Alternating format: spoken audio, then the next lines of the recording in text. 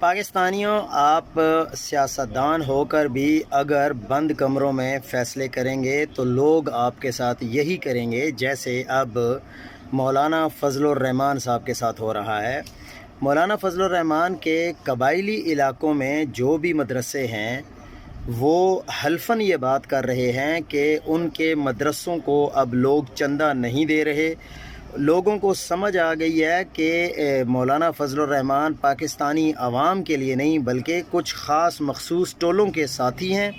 جس طرح جیب کترے ہوتے ہیں، اگر ایک بڑا جیب کترا کسی کی جیب کاٹ لیتا ہے تو اس کے کچھ ساتھی اس کو چھڑانے کے لیے آ جاتے ہیں، اس جیب کترے کو 2-3 تھپڑ مارتے ہیں اور غصے میں لے جاتے ہیں اور کہتے ہیں ہم اس کو پولیس کے حوالے کریں گے۔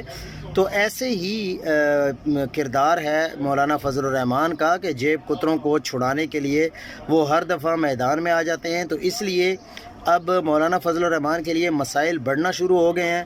آخر کار عوام ہی سب سے بڑی پاور ہے، لیکن یہ کچھ سیاستدان ہیں جو سمجھ نہیں رہے کہ آخر کب تک یہ اسی طرح لوگوں کے ساتھ کرتے رہیں گے۔